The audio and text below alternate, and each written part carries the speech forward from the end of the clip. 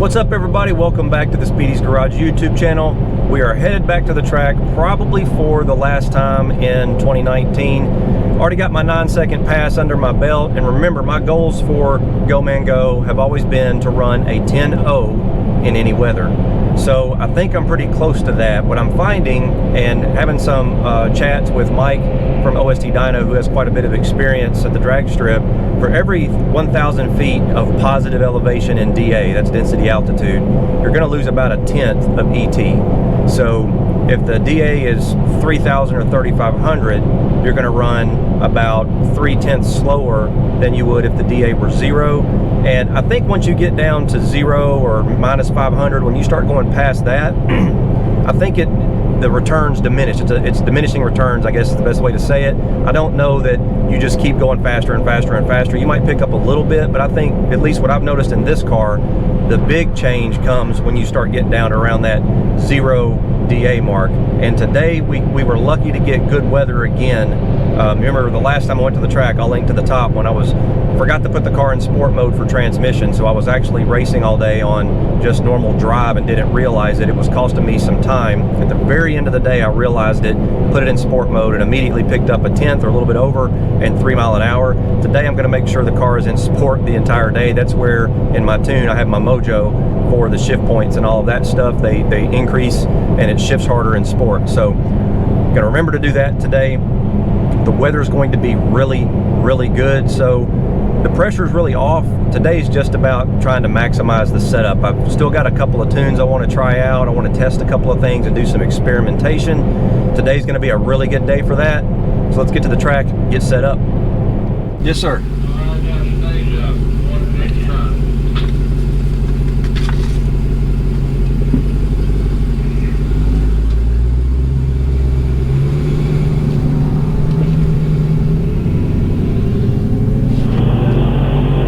All right, here we go, first run. We're going to use our regular old street tune. Regular old 93 octane street tune. I always do that first just to get a feel for the track, see where we're at.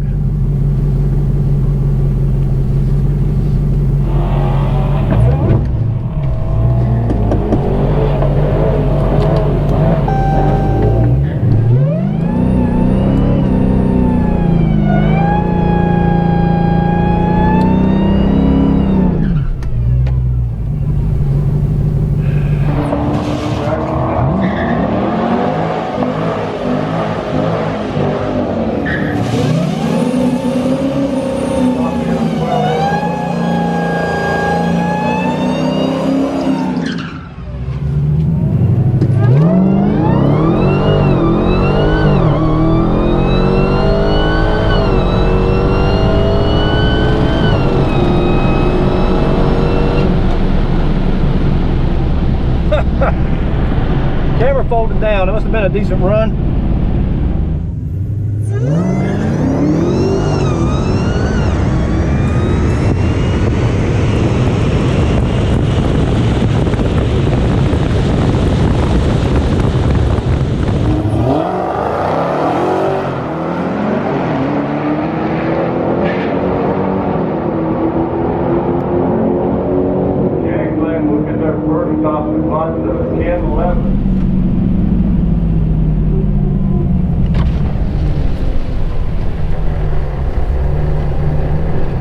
How we did.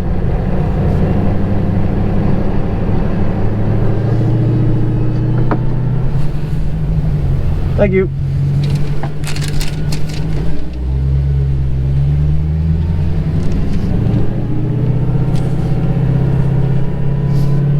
All right.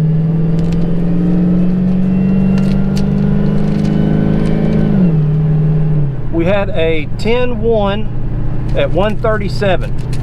That is on my street tune, like I drive it every single day, so not bad. A 10.11 at 137. Now we're going to kind of go into what I would call, like last time, my good tune. We're going to start getting into some of those, see how good we can do today. Still a 93 setup. We just bumped the shift points up a tick to take advantage of the traction on the track. This is a good day. It's not very crowded, so we're able to just pull right up, not waste a bunch of time. They opened an hour early, so that was good.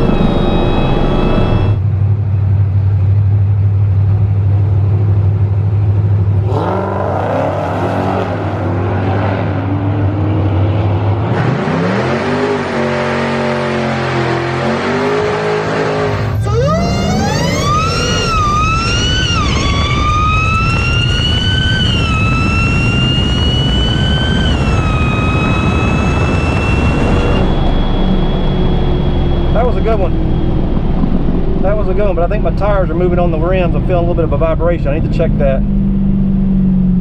That was a good pass. Make sure I save my data log. All right, see how we did. Thank you.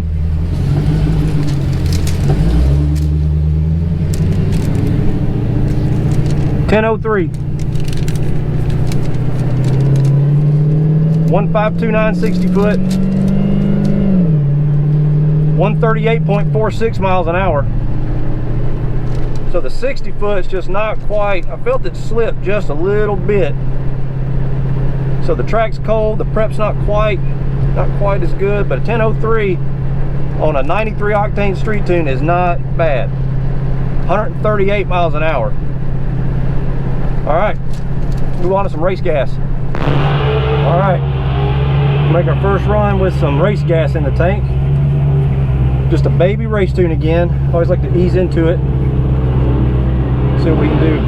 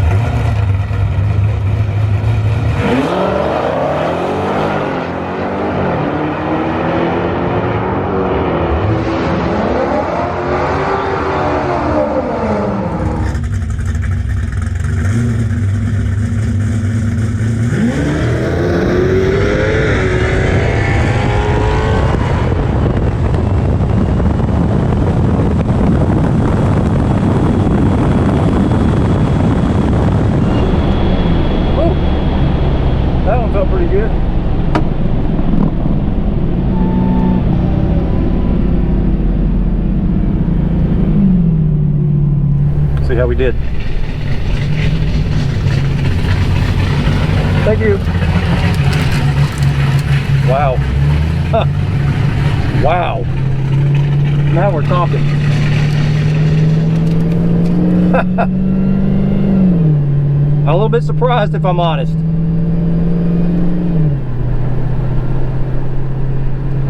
Uh, 983 at almost 141 miles an hour on a baby race tune. 60 foot was 1.499. Wow. That's pretty dang good. Good job, Go Man Go. Woo! All right, I decided to give my 93 octane setup one more try before we head home for the season, just to see how it would do.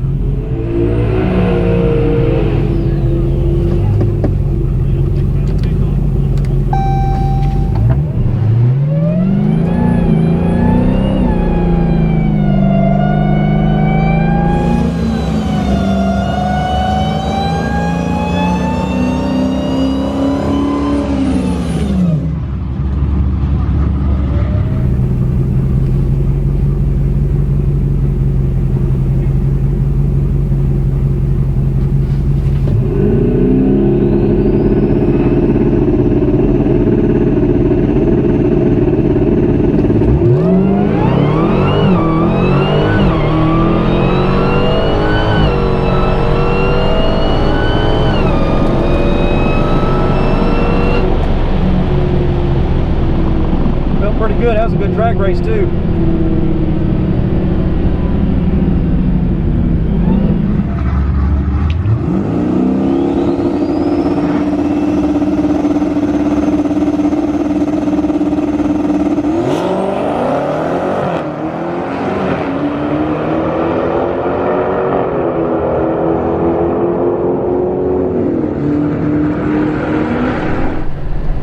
Felt like a pretty good pass.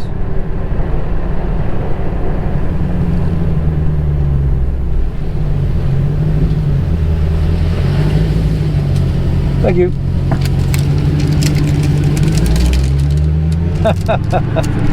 It's just not going to give me my 9-second pass on my 93 setup. It's just not going to do it. I ran a 10:07 at 137.19. 60 foot was the problem. It was a 154.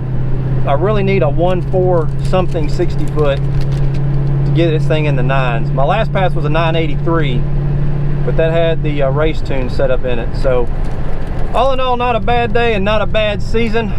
Go grab a bite to eat, get back to Middle Tennessee.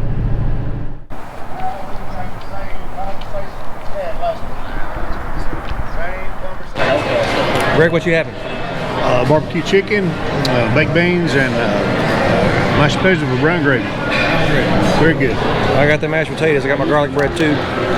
Some chicken wings. Can't go wrong with those. I'm back at the shop. Obviously, it's the next day. When I get home from the track, I'm usually exhausted. I was just too tired to close out this video, and I wanted to do it when I was fresh and clear-headed so I could kind of talk you guys through these time slips, what our goals are, and what my future plans may be. So got home today. I spent the day cleaning up the shop, getting all my race stuff put away. Today was probably the last time we'll be at the track for 2020 unless some random private track rental pops up that I'm able to attend. But the weather's about to turn off cool. It's late November. Happy Thanksgiving, by the way. I'm publishing this video on Thanksgiving, so everybody has something to do and watch after eating all that turkey and dressing. So when you're sitting around in your turkey coma, you can watch some car videos and start thinking about next year's track season in the spring. So today I spent the day cleaning up the shop, like I said, gave Go Man Go a spa day, and let's be honest, he has earned it. A 983 at almost 141 miles an hour. No problems, no issues. I won't say it was easy, but it definitely wasn't hard. That was the performance I was expecting. I'll talk about my goals here in a moment. I never shared them really with anybody. I just kind of had them in my head. A 9-second pass was definitely on my mind, but I had a specific number I was after, and I'm gonna tell you about that in a minute. But for now, let's talk through the time slips. So, show up to the track. I always like to make my very first pass on the tune that I drive on, and just like I drive it every single day. Number one, to make sure everything's okay, but number two, to know where I'm at. If I come across the random car in Mexico that wants to play around, I need to know where Go Man Go is at from a performance perspective. So we line up just like we drive it every day, 93 octane setup. I had a .062 reaction time, which is really good. I've been practicing that, by the way. My 60 foot was a 1.531, which is just so-so.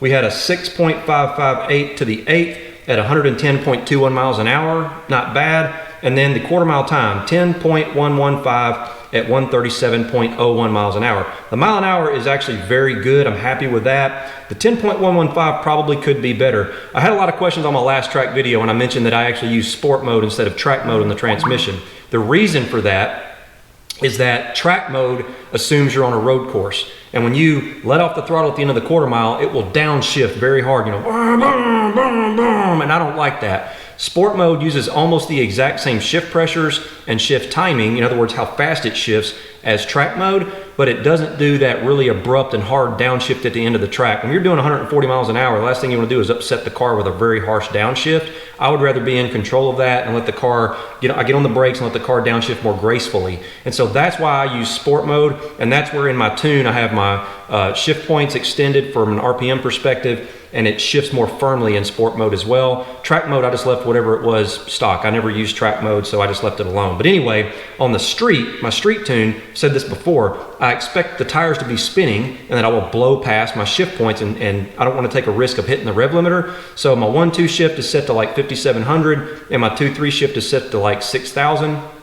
And so that cost me a little bit, but that's how I drive it every day, and I was curious to what it would do. On the street, I have to kind of ease into the throttle again, you know, those tires are going to be spinning. So a 10.115 at 137.01 is definitely not bad. So I pull back around and I decide that I'm going to increase the shift points in my 93 octane street tune, just like I drive it every day, but I'm gonna raise the shift points up because the tires aren't spinning. And now I wanna know if I put it closer to my normal shift point in sport, how well I'm gonna do. Well, I had a .066 reaction time, so again, that's pretty good. A 1.529 60 foot, and Beach Bend did a great job. They opened an hour early and got cars on the track very quickly. They were efficient with getting people down the track, but there's probably 50 or 60 cars there, and I don't expect them to spend a whole lot of time putting down track prep. So the track was just so-so from a traction perspective. If there were an event there or something like that, I probably could have done quite a bit better. Looking for that high 1.4 to mid 1.4 60 foot to really know I'm getting the most out of the car. But anyway, on this pass, it was a 1.529 60 foot. I had a 6.507 to the 8 at 111.23 miles an hour. The quarter mile time, 10.030 at 138.46 miles an hour. And I think it shifted right at 6,000. So I could probably take that up even a little bit more in first and second. Third, fourth, and fifth, I have it shift right around 6,400. So if I got that a little bit closer to that 6,400 shift point in first and second, that would be a 9-second pass, just like I drive it every day. Probably a 995, maybe 992, somewhere around in there. So pretty happy with that. So then I decided to pull around, make one more pass, and see what I could do on race gas. And I use Renegade Race Fuel. Thanks guys for the shirt. Love their fuel. It always works really well. I think I mentioned before I use a 3-gallon mixture of their 109 product, which is unleaded, and 2 gallons of their 112 plus to give me a nice octane rating. It's around, if I mix those two together, it's right around 103, I think, if I did the math right.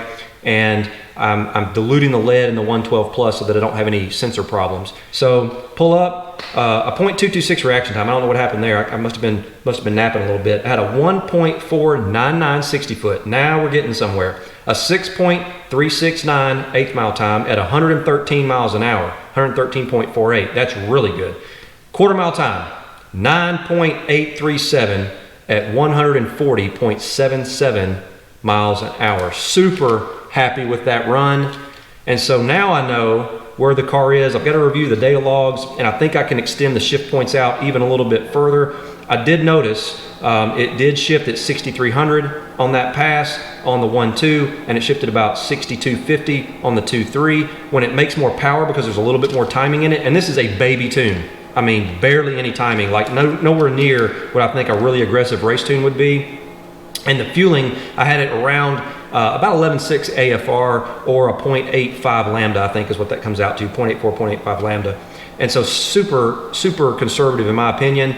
And now I think I can extend those shift points out. And I think the car could probably run a 9.7 at 141, 142 miles an hour. And I'll probably be getting the most out of it. Now, if I find a track that's professionally prepped and they go all out, I might can do better than that. But on my typical test and tune day, that's probably not going to be the case. So I was happy with this to end my season. And honestly, I had been chasing a 9-second pass on my street tune, so I loaded it back in the car, and I thought I'm going to try one more time. Since I just had a 1.499 60 foot, I thought maybe the sun had heated up the track, or maybe they had prepped it. I ran back up there real quick, put my street tune in, made another pass on the street tune, 1.543 60 foot, so 60 foot was back down.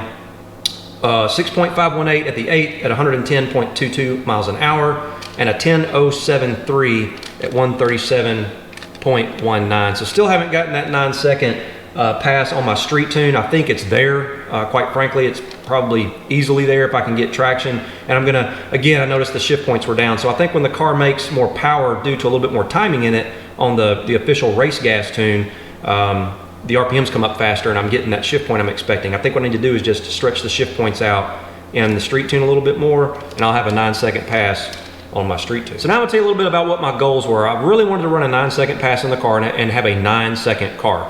It did that, and I figured it would. I mean, I added 5 pounds of boost to the car. We've now got the Demon Red Eye motor in the car, so it's got that little bit bigger cam, and it's taking advantage of that 272 Hellraiser pulley. Other than that, we just have a tune and some injectors. So really not a lot done to the car, and quite frankly, that original motor should have never broken. I don't know what went on there, if something was defective. The rod bent, broke the end of the piston off. I think at the time I thought the piston broke, but I actually sent the pieces of the piston in to somebody who knows what they're doing with analyzing parts failures, and his opinion was that it looked like the rod had bent, put stress on the wrist pin and broken it. We never really leaned on that motor that hard, so I still don't understand why that would have happened. We didn't ever put really much timing in it, hadn't gotten there yet. We hadn't gotten to start testing on it yet. So we were literally just getting started when it failed. This one's not having any problem, knock on wood. We're glad we got home safe and sound, no issues. So my personal goal was to run a 9, which I did. And then because of Orange Crush, the old car, the best I ever ran in that car was a 1085.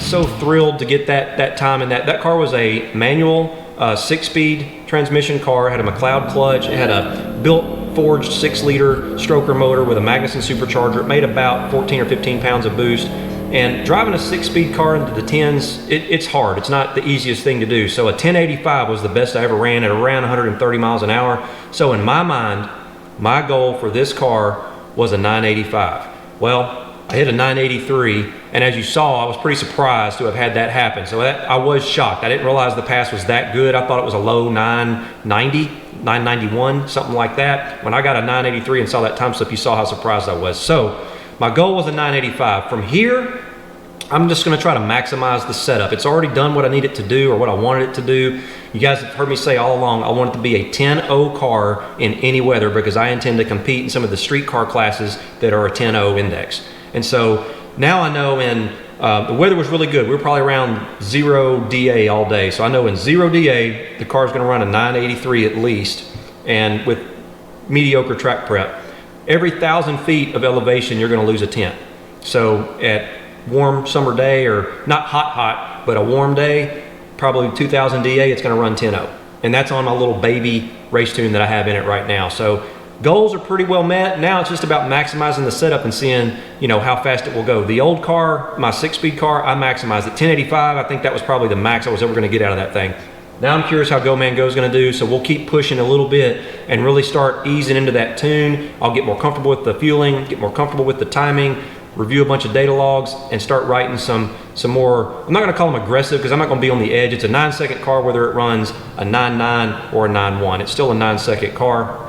And I never have goals to get in the 8s with that car. That's just getting too far over my head, and it requires much more work. When you start getting into this level of racing and this speed, it's an exponential problem. I think I've talked about that before. So every little change or every little increment that you try to go up, it takes twice as much or 4 times as much or 16 times as much to get there. And so going from a 12-second car to an 11-second car takes this much. Going from an 11-second car to a 10-second car takes this much. Going from a 10-second car to a 9-second car takes that much. And going from a 9-second car to an 8-second car takes a gob. So I don't have goals to go that far, but I do want to maximize the setup and know that I'm getting the most out of it that it can give me.